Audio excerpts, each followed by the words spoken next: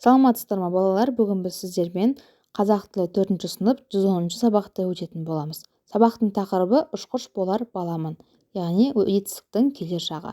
Бүгінгі сабақта өтетініміз тыңдаған мәтіннің негізгі тұстарын белгілеп, сол бойынша мазмұнын айтатын боламыз. Және етістіктің қай жақта тұрғанын ажырата алатын боламыз. Бізге 27-ші жаттығу беріліпті. Өлеңді тыңда дейді. Алдымен өлеңді оқиық.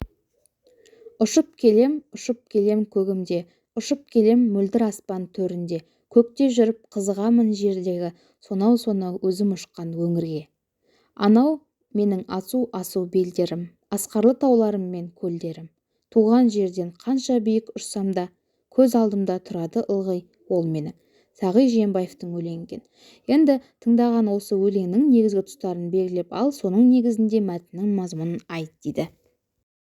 Енді бұл жерде жауабы мәтіннің негізгі тұстары. Ұшып келем көгімде, мөлдір аспан төрінде, көкте қызығамын, асу белдерім, асқарлы тауларым мен көлдерім. Бұл өлең көкте ұшып келе жатқан ғарышкердің өз еліне сағына көктен қарауы. Мәтіннің осы негізгі тұстары өлеңнің не туралы айтылып тұрғанын білуге көмектеседі. Келесі бізде 28-ші тапсырма.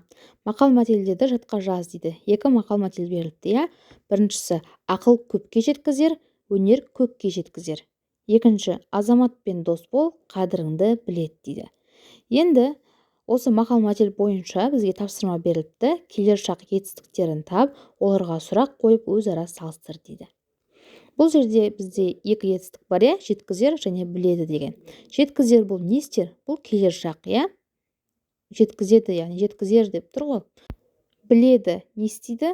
Бұл да келер шақ болады екен.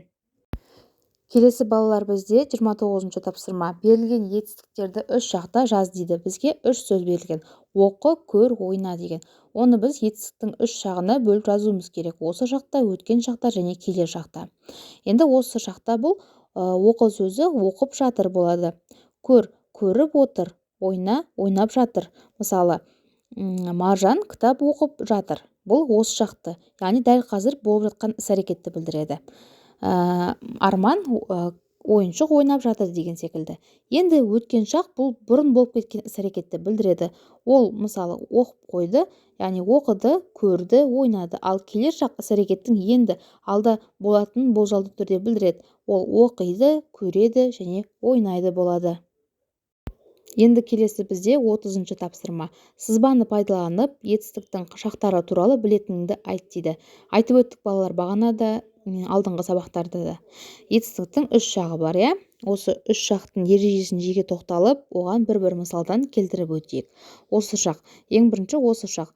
Бұл сөйлеп тұрған кезде болып жатқан іс-қимылды, іс-әрекетті білдіреді. Мысалы, Аслан хат жазып отыр. Не істеп отыр? Жазып отыр.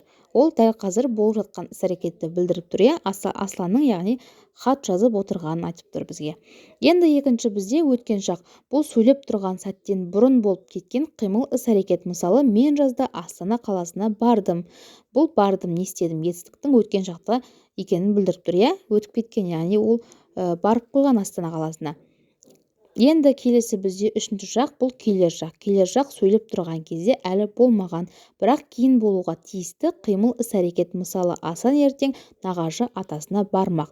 Етістік бұл жерде бармақ.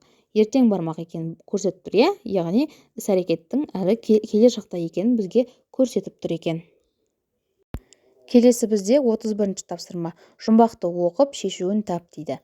Аспанда жүзеді, қанатын қақпайды. Жерде де жүреді, бауырлап жатпайды. Енді бұл жұмбақтың жауабы барлығымызға да белгілі, ұшақ. Енді осы жұмбақ бойынша етістіктерді тап, қай шақта тұрғанын айт. Жұмбақтың шешуіндегі сөзді қатыстырып сөйлем құра деп. Бізге осында екі тапсырма беріліпті. Енді біздегі жұмбақ бойынша етістіктер бұлар жүзеді, қақпайды, жүреді, жатпайды. Бұлардың барлығы келер шақтағы етістіктер. Енді бізге сөйлем құра деді, ұшақ сөзі бойынша.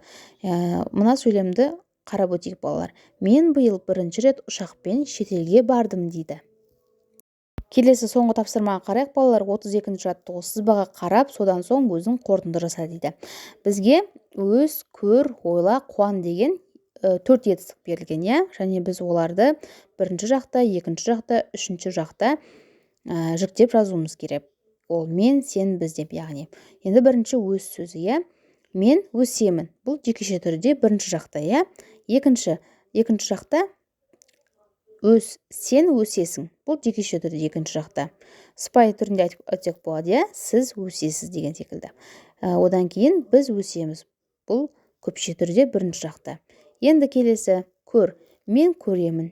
Жекеше бірінші жақта. Сен көресің. Біз көреміз. Көпше түрде. Ойла. Мен ойлаймын. Жекеше түрде бірінші жақта. Сен ойлайсың. Жекеше түрде екінші жақта. Үшінші біз ойлаймыз. Бұл көпше түрде бірінші жақта.